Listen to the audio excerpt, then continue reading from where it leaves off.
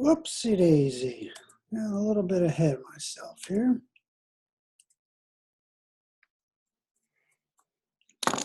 So, good evening to everyone. I hope that you are enjoying this hot, muggy weather.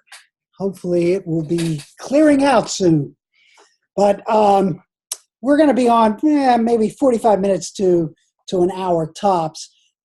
Basically, the framework for tonight will be making sure you understand what the interview process is all about and what you're going to be doing and what the expectation is around this process and things for you to look out for. So those of you who are here physically and those of you who will be watching this online in YouTube, the main thing is, as you think about this, and if you do have questions about it, feel free at any time to contact me.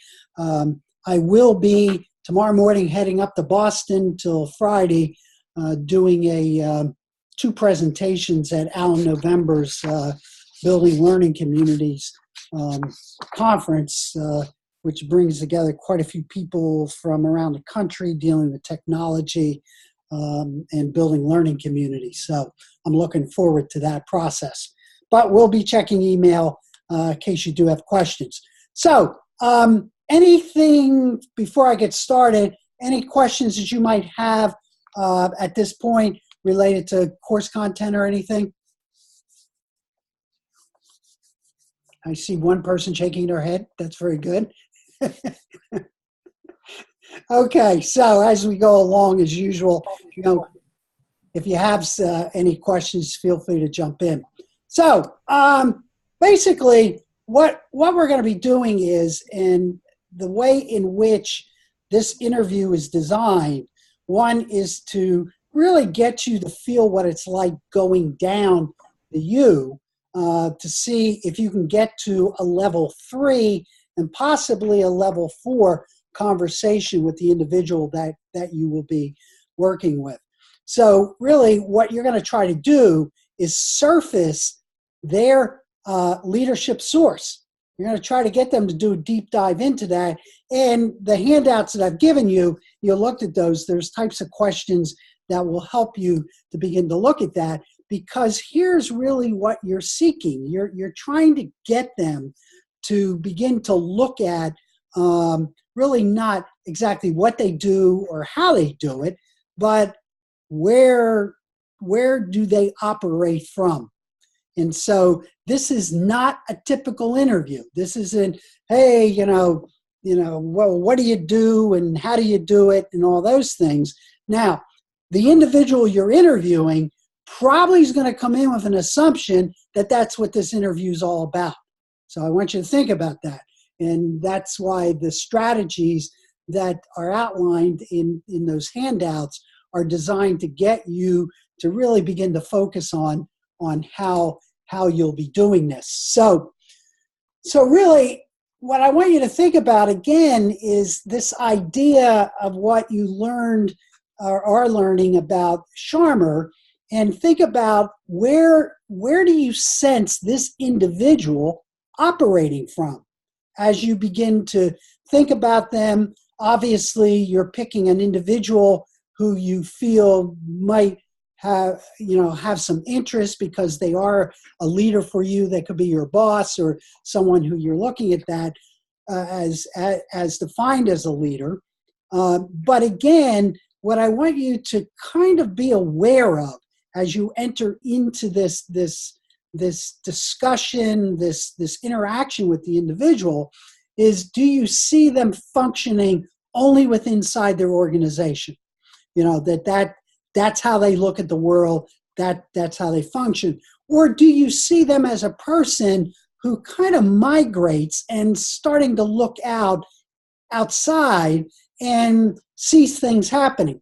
So for example, as we talk about this, it's very interesting that right now, by the year 2025,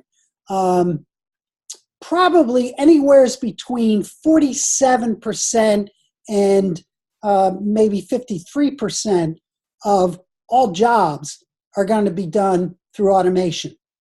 So that's a lot of people. That's a lot of displacement. So the question is, does this individual, see forward, at least is looking at and has some sense of awareness of things that might be coming down the road? I'm just giving you an example of that. Then the third level, or is this person really, okay, I'm in a school, or, I'm a principal, or, I'm a department head in a university or in a research firm or something of that nature. Is this person really beginning to look outside the organization to find out, who they are and how they have to lead inside the organization, but they're very, very aware of the fact that I have to interact beyond the boundaries of the organization. And then finally, does this person seem to be allowing the understanding that we have to create new types of relationships among or between people or other organizations? And I see that as part of my leadership role. So by giving you these levels, again, these are coming out of how Sharma looks at the awareness factor. And again, thinking about yourself, how you look in your own organizations, this should help to get you to generate certain types of questions that you might want to ask this person. Besides, what do you do, et cetera? Or, when did you first realize that you wanted to move into this position? When you were a child, did you ever have aspirations of thinking about leadership? See, those types of questions are not normal to a normal interview, but what they do is they make the person stop and think a little bit deeper. So again, I want you to think about these levels of awareness and see how you create some open-ended questions that might tap into that. So does this make sense? Any, clarifications about that? Just want to make sure you get a sense of this, because this is not, I'm going to try to push you not to do a typical interview. That's what this is about, because this actually is going to help you as you move through this program to begin to learn how to do interviews to collect data for whatever your research might be. Okay? All right, so be aware of that from that point of view. So as we look at this process then, another way of beginning to look at this, remember about downloading. So again, is this person speaking from, what they think you want to hear? And is it just polite? It's just empty phrases. And it's really not about getting into a deeper level. Now, I'll tell you, some of your colleagues in previous, cohorts have said it was difficult getting the individual they were interviewing out of the downloading stage. So I want you to think about that. Because again, that person has the assumption that, okay, you're asking them to do this interview. And so it becomes important for you to let them know that this interview process is to find out who they are as a leader, and also what they might see their relationship to you becoming because of that. But sometimes a lot of people, because of time, or they just think, well, I'm doing this because you got to do this for a class, they will stay at this level. So really what you want to try to do now, and this is going to fall on you, is really try not to allow your point of view to get into a debate with this person, particularly if they're your boss, because sometimes that happens. So I want you to try to get past this level 2, and what will allow you to do that is your skill to be highly aware of your own voice of judgment or cynicism as you know this individual, particularly if you work with them. So I want you to be aware of this process. Now, this person, might say, really, okay, they're not going to download, but they're going to get to a little deeper level, and they might really talk to you about, hey, this is what I believe, this is how it's going to happen, etc., blah, blah, blah. Well, if they stay on that level, then they're into really expressing who they are, which is okay. But what we're trying to get you to do is to get down to reflective inquiry. And so here, really, you want to try to find out, how they reflect upon their role within this system. What is it? And then if you can get to level 3 into dialogue, you will find yourself being drawn into the conversation and become part of the conversation. You'll begin to talk, and there will be this sense of what I generally will call flow, that all of a sudden the conversation migrates into a place that you yourself did not expect, nor the other person, and the concept of time will just totally dissipate. I've had students say to me that when they got into level 3, and then some have gotten to level 4, the interview went for an hour and a half, and they weren't even aware of time. And so that could happen to you in this, because what will happen is if you can get to this level, which would be kind of interesting to see if you do that, is then really your conversation becomes this flow about the possibilities of who they are as a leader, and talking even about your own self as you think about that process. So again, conceptually, I want you to kind of like use this as an advanced organizer to sort of prepare yourself. So if you go back to that other slide, when we talk about those areas of awareness to see where that person is, then you look at it from this point of view. These 2 slides and a couple of the other ones that will follow should help you to begin to think about the type of open-ended question you might want to ask this person, and use them as open-endedness to allow them to take the direction or the flow of the conversation. So, what do you think? Comments? Any type of clarification around this? It might sound okay to you, but I'm going to guarantee you, when you get in to do this, you try to do this, you're going to find out this is kind of an interesting challenge for you. Guarantee it.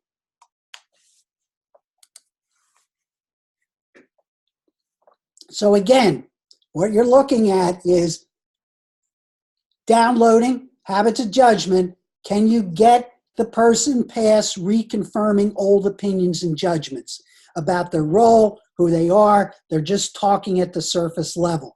So your job is to at least get them down into, some ideas of factual listening, noticing what they're saying, picking up on some things that you're saying, to take them into this level of trying to truly understand and get them to have a sense that you're trying to understand them through their eyes. Because that's really what empathetic listening is about. And again, moving towards the research side of this, that as a good researcher, as you develop your skills, that ability to get to this level is extremely important, because what it does is it opens up the open heart, where you begin to feel that, and there's kind of this whole different synergy begins to emerge in the space that you're creating for this conversation, which then a lot of times, and I'm not sure if you'll get to this level, is some people can get there, where the conversation begins to move towards almost a sense of you're connecting with this individual, and both of you see possibilities going forward in the future, both as your relationship to that person, or getting them to begin to think about things of what leadership is about from a different point of view. So let me stop. What's going through your head as I'm giving you this stuff? Is that a hand raise? Yeah, I have a question. No. The documents that you gave us, like the leader interview, Right.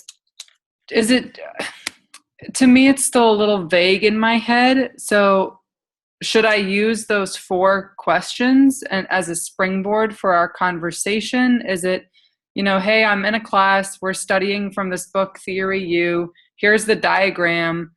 How much front loading do we do?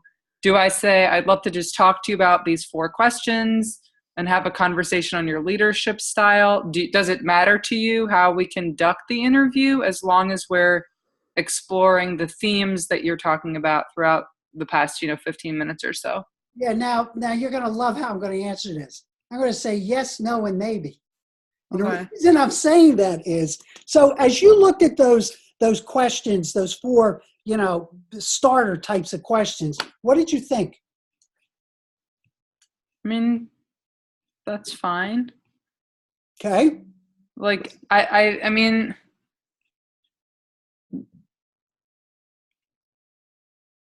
it's, I don't know. I don't understand if I see a lot of people around me being like, okay, what's the point of this other than for you to get your assignment done? Right. Yeah. Right.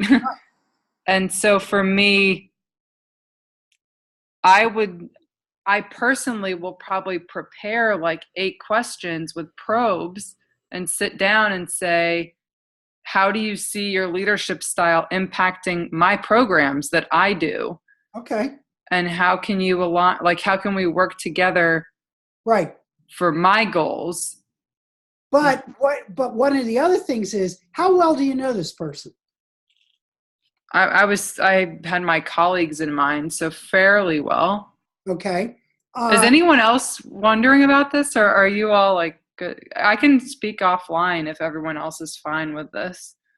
No, this is Christine. I'm trying to formulate. Now, I'm going to probably interview a man that I reported to and have known for about 2 years, who's I feel like I connect at a pretty good level of understanding, and I'm trying to understand even deeper from him how he engages faculty. Okay. In the approach that he does, with maybe a story up front, or maybe given the limited bench depth and breadth of staff that he can do his work with, how he approaches through leadership, working, mentoring, getting them to a successful end with him. Okay. Mm-hmm. Are these? So let me ask a question. Would you ask him a type of question to say, who really influenced you to become interested in the role that you're in right now? I would, and I know one of the answers would be Russ Acuff, because that was his mentor at Wharton and then beyond. Oh, good. But I'd also be interested in others in his youth. Yeah. For sure, because of his he was raised by a single mom and aunt in a rather impoverished situation. So Now, have you and he had conversations about this in the past? Not in terms of following a U or getting down to a theory of leadership, but I observe him closely because he is one of the more, or if not most, intelligent and interesting strategic and entrepreneurial leaders I've worked with in nearly 40 years. So let me ask the question, how do you know about his life story? He's told me. Okay, so all right, so what you can do is, instead of just getting into his role in the beginning, just say, hey, I've known you for this period of time. You've talked about your life story. Tell me more about that. How did it influence you to be where you are right now. Okay. Okay? Yeah, okay. You see what that does then? Because you have no idea where he's going to go with that. You have some Yeah. assumptions right now. Yeah. I go. Yeah. But that's what you guys, all of you have to guard against your assumptions and put them off to the side. And so what you want to do is create sort of an opening question that if you know something about them and you're willing to say, hey, you know, my impression of you is this, and I'm wondering, you know, how over your lifespan have you developed, you know, where you are now? Because I'm going to tell you, if you come in there and their assumption is you're doing this for a class, which is okay, but you start off a question like that, that's going to blow them. That's going to stop them dead in their track. Yeah, that's Mm-hmm. what I was thinking.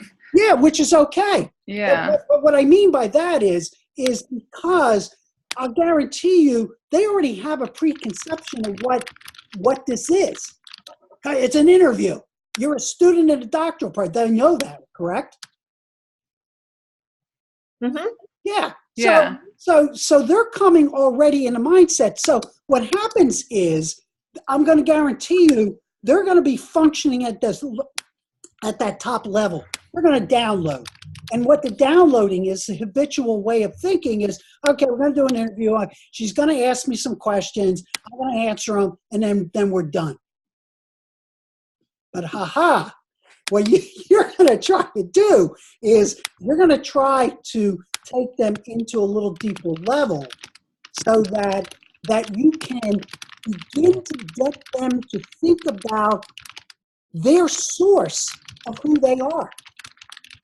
So there's no one advantage over the other. So if I know a leader well, his story, that takes me maybe a little bit lower than downloading in, but I still have my challenges.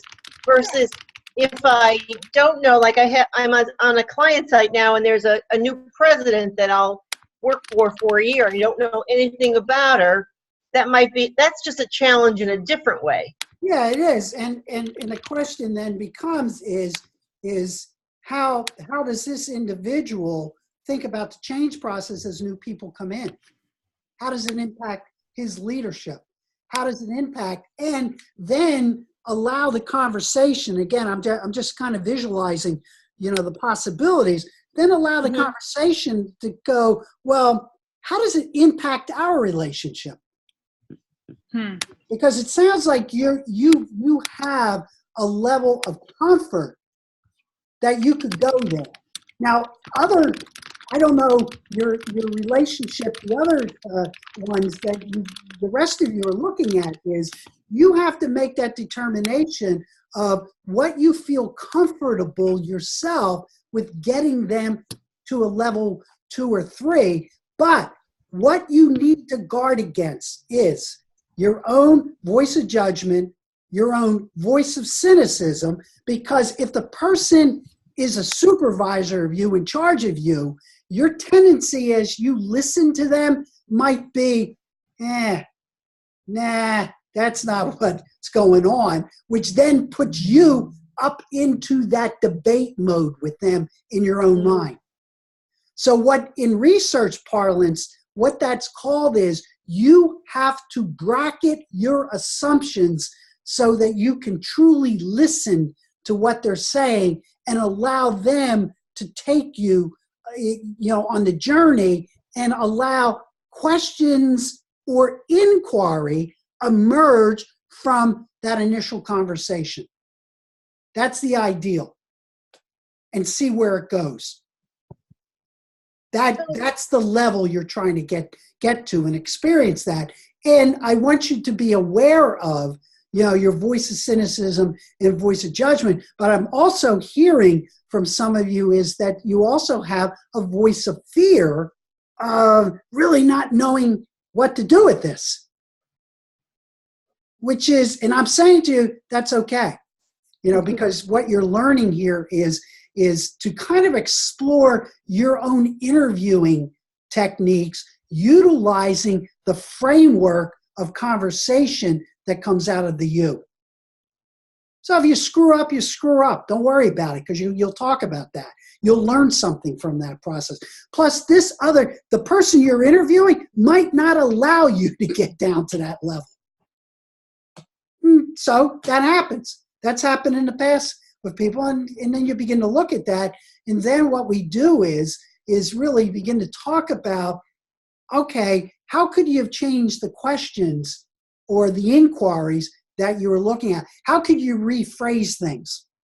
Now, if you remember in 800, if you remember in the Senge book, The Necessary Revolution, towards the back of the book, there's the toolbox for inquiry. I forget what page it's on. There's a lot of prompts there that can help you to get to the deeper level of conversation. So those prompts are important, and that's what I want you to think about is, what's the prompt I'm going to use? Not so much the question I'm going to use, but how am I going to phrase it in a way that can break down the normal types of questions we ask people. Like, where'd you go to school? How long have you been in the job? Now, those things are important, but there's ways of saying it to allow that to emerge. And I want you to struggle with this a little bit. That's okay. You know, this is not something I'm coming here and say, oh, okay, you got to do it this way, blah, blah, blah, blah, blah. No, what I'm trying to get you to do is to experience what it's like to do an interview like this, because it will be important down the road, particularly when you have to collect data if you're doing deep interviews in your research. All right? It's okay to feel, it's all right, but help each other with that, and you can ask me, questions. Or what you want to do is, and what you can do is, send me the list of questions you want to start out, and I'll give you feedback on them. Okay? I do that. So think about doing that. So I have a question, just a real quick one, not to slow it down. Like in certain professions, would say, like, would a psychologist and the approach that she might learn be something that would apply? Would how the inquiry might work and the probing might work? Or is it this? You mean in terms of, if, let's say you're a psychologist doing this. Yeah, and you're doing it to a client. You have a patient. Yeah, well, no, what you're looking at here is, I want you to think about this as more of being a researcher and trying to collect data. Mm-hmm. Okay.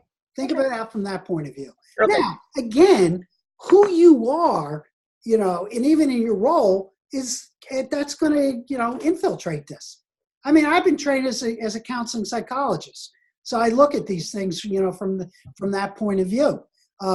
But what I'm really trying to do is, I don't care about that, because what I'm trying to do is to see if I can get into the shoes of the other person, that I can empathetically understand who they are. Because when that happens, and I'll tell you this, it does create a different space for conversation to emerge. And the other side of this is, and the other reason I want you to play around with this is because in your work roles, and again, you're in a program that's designed to create the next generation of leaders, and the ability to be able to get beyond downloading type of conversations that normally takes place in all our organizations daily is a critical skill level that you need to develop. And I think that's very important, given the complexity of the issues that we're facing, on a global sense, national sense. Even as I told you, when you begin to think about, this data that's starting to come out in relationship to how automation and artificial intelligence and deep learning machines are going to radically change what is happening in relationship to both work and how education takes place. I mean, the data is basically saying that by 2025, that 47% is going to become a reality for quite a few people in many different fields. And so in the field of education, Citicorp did a major study last year about the impact of automation on both globally and within the United States on how it's going to impact all different types of sectors. And in the field of education, 37% loss of present types of jobs because of automation, given the fact of what the ubiquitous nature of information is and the development of these deep learning machines that are beginning to emerge, and how that's going to change the whole landscape of what we call education and teaching. So these are the types of things, I'm trying to get you to begin to think about, and how you process and go deeper into this beyond, just looking at our event after event after event, in our daily lives. So as leaders, I think this is extremely important. And again, as I said, I got 48 years in education, and I think about my own migration towards this. And as I see these types of changes taking place in my own attempts at getting people, to think about the future and rethink the structures of some of our organizations, these are the types of things that I'm gleaning out and, for my own success and failures within these areas. So I think these things are important. So again, when you look at what the purpose then is really, it's a conversation an individual, will conduct with a person that you see as a leader, and it allows you to step in the shoes of your interviewee. So that's different. You're trying to get to an empathetic level to understand who they are. You're not just collecting data about what they do. You're trying to get, as Sharma calls, the source of who we are. You're trying to get into that level. So for example, from a research point of view, one of the research methodologies that really dives into that is called phenomenology. And what phenomenological research is designed to allow the voice of the individual to emerge as they experience a phenomenon. So for example, I've had students who've done dissertations. One dissertation I chaired, and this lady used a phenomenological research methodology to understand how 7th grade kids experience being retained. Really interesting study. Because we do so many things to people, we create so many structures that, we might do surveys about it, but we never hear their voices on how they experience something. So again, that's what this is about, trying to get you to begin to experience what it might be to listen to another person, to understand, through their eyes, what leadership is about. Okay? Now again, it's going to take some time for you to process this and to think about this, because it is a different type of approach. So what I'm hoping is that this is going to give you the opportunity, as I put here, is to really try to see if you can bring the space that you create to a level that could lead to a generative dialogue. It allows for reflection and thinking together. And one of the most important things that I want you truly to think about is, when there is silence, do not interrupt the silence. Because the tendency is, what's the tendency when there's silence in conversation? Speak, break it up. Yeah, because if I don't speak, something's wrong. But what's happening in silence? Thinking, reflecting. Yeah. Wondering what's going on. And I'll tell you, if you're able to do that, what eventually happens is, all of a sudden the person might say something that they didn't even think they would say, but they had that opportunity to reflect upon it. Now, you're going to have some people that are going to try to say, okay, give me the next question. Well, then you know they're still on level 1. I'll tell you that right now, that's what it is. And again, I'm drawing from the experience of past colleagues where they said it was amazing, where silence was there, and the person they were interviewing kept wanting to say something because they didn't like silence. So that's. So if they ask you for, I'm sorry. Yeah, if go they ahead. ask for the questions in an email, you should find another person to interview. Yeah, yeah, there you go. So that's, I'm kind of giving you that framework for what I want you to prepare you for the possibilities within that space that you're going to create. Just be aware of this. This is kind of like, what is it, advanced organizer for you. To just start saying, here are some things, that really might take place or might happen for you. So the process then, as you look at that process, and this is important, so you identify a leader who's relevant to you, okay? That's what you're trying to do in your current situation or a challenge or an opportunity, a person. Now, for example, one of the most fascinating ones I had was one of my students interviewed the former chief of police in Philadelphia. And I mean, his was that was a phenomenal interview. And she got to the level of really where he started to open up about how he saw himself as the leader of the police force in Philadelphia and the issues that he had to deal with. And being an African American, it was just an interesting conversation. And they got to the level where the conversation just flowed. She didn't even have to ask questions. So this is what we're trying to, to get you to begin to look at. Now, this is important. And I think it says, 15 minutes to even sometimes a half hour. Before you meet, allow for some quiet preparation or silence on your part.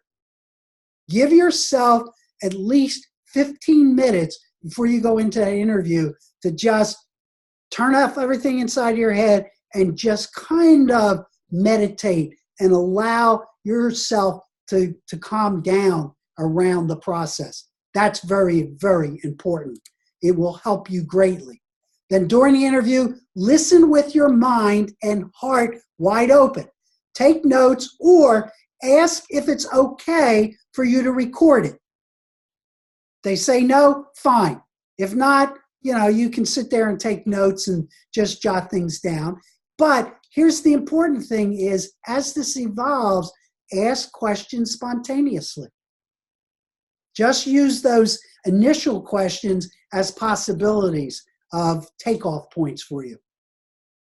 Don't, if you can help it. Now, again, this is going to depend on the individual, because if they're stuck in that this is just an interview, they're going to want to know question 1, question 2, question 3, question 4, right on down the line.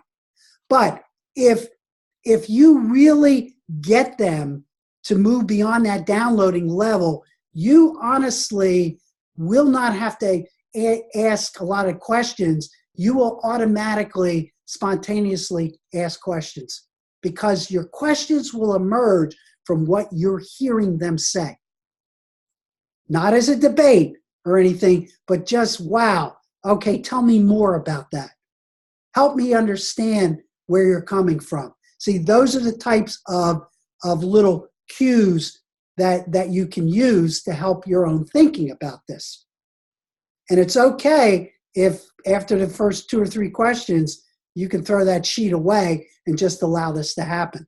Now, that doesn't mean it will, all right? But sometimes it will, sometimes it won't. Then, right after this interview, take time to reflect yourself, okay?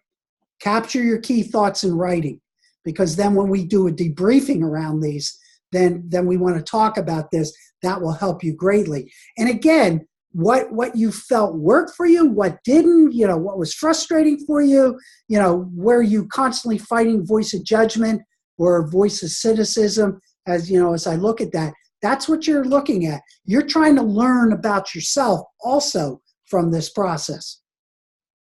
Okay, and these slides, you're able to download. I have them attached there, so you can download these to look at these.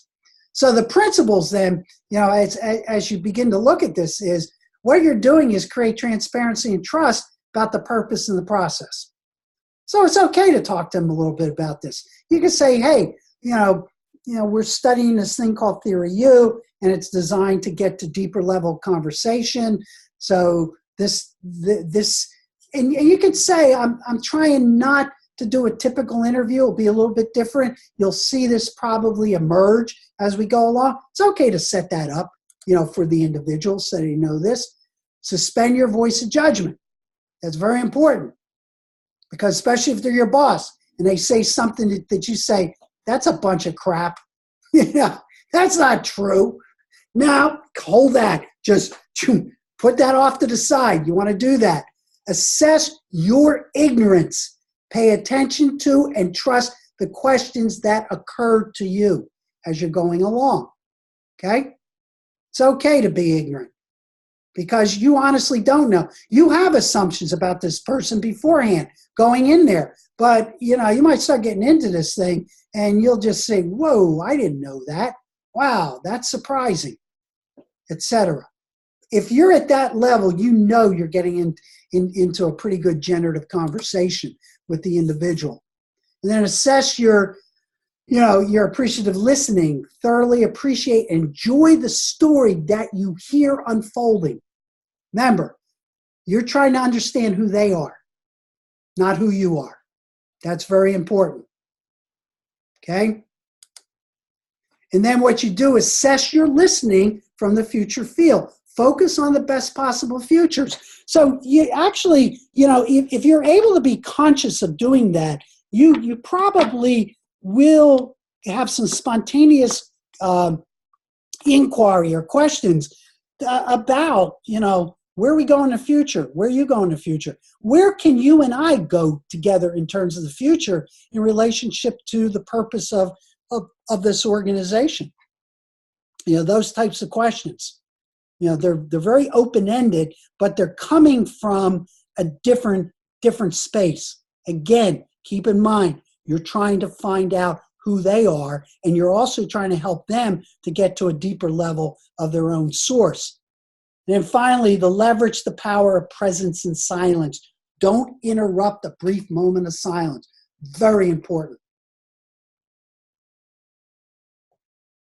And you might even say, if you feel like, hey, here's how I'm setting this up, just let you know what we're doing. And you could even say to them, if there's time of silence, let's just be silent.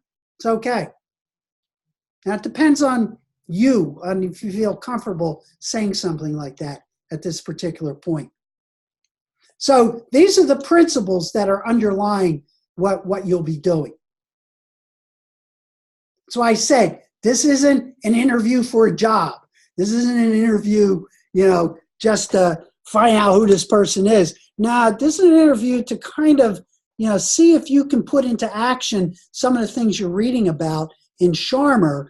But again, also think about that what you're attempting to do is to get to the level of mental models that a person's carrying around in their head.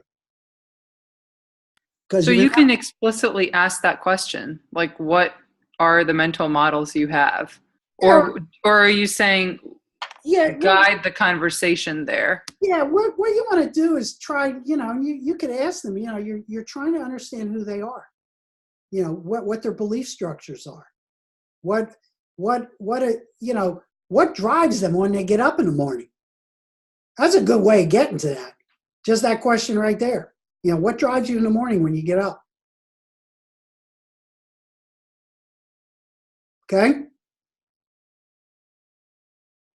And again, I'm giving you some cues around this, but I really want you to play around with this and think about it and just say, okay, wow, this is interesting. Because I guarantee you, I'm pretty sure when you guys, before you came in here at 6:30 to this, that that your thought process probably wasn't here. You're probably understanding what the heck does this guy want in the first place, number one. But as we're getting into this, you're beginning to see there's just a little different approach to doing an interview or how you've ever been interviewed in the past.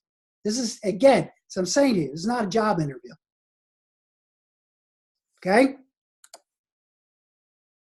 So what you're looking at is again, from a theoretical framework, is the person, acting from the past, do they have a sense of the whole, or do they function from the point of view of the parts? So really what you're looking at is if you're level 1 and 2, this is where your conversation is going to stay.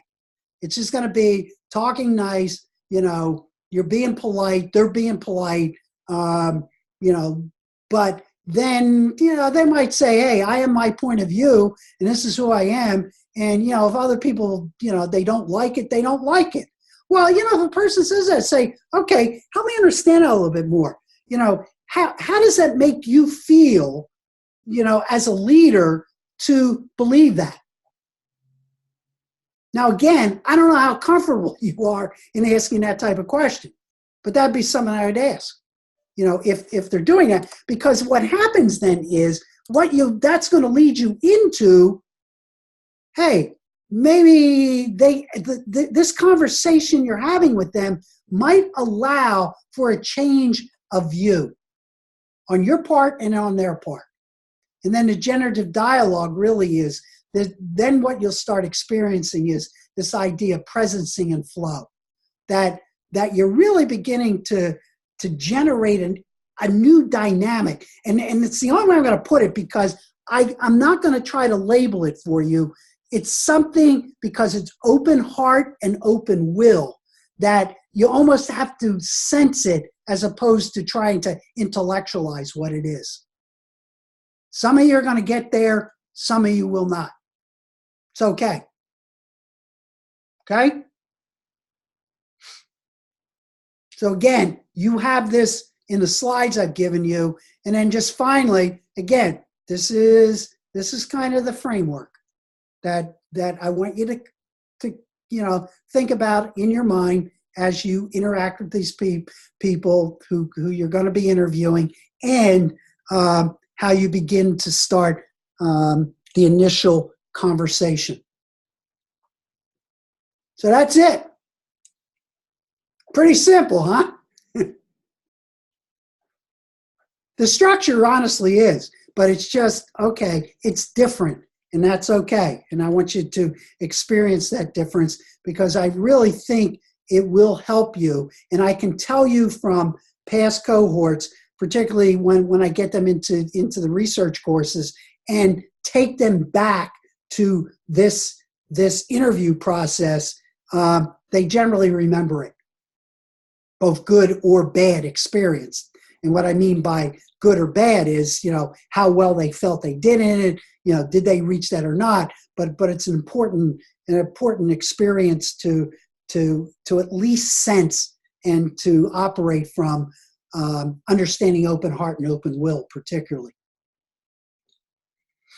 Okay, so as you ponder this and play around with it, as I said to you, you want to send me your opening questions. I will look at those. Now, I am going to be in Boston the rest of the week, but I do check my email all the time.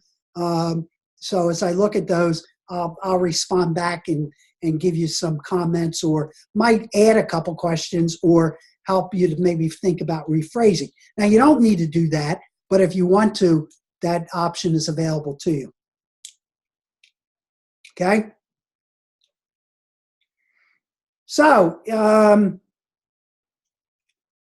if there is nothing else, then we are done.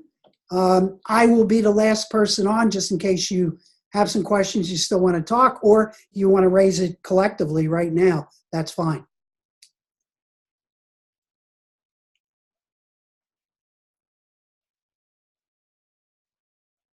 And if something pops into your mind, tomorrow or something, again, feel free to, contact me. Because this takes a little time to process this. This isn't, you know, a simple thing. And again, you're not, and I'm going to tell you this right now, you're not doing this to get a good grade or anything. Grading has nothing to do with this, and I'll tell you that now. What I want you to do is to look at this as a learning experience so that you get a sense of what this is about. You do it, you'll be fine. Don't worry about this. It's not, you know, from my point of view, I'm not looking at this as a grade. I'm looking at this as an experience for you, and a highly reflective one, that you learn something about yourself. That to me is more critical than anything else, particularly at a doctoral level. Okay? Thank you. All right, so that's it. I'm going to stop the record, and I will, as I said, be the last person on. Let me see, pause, stop.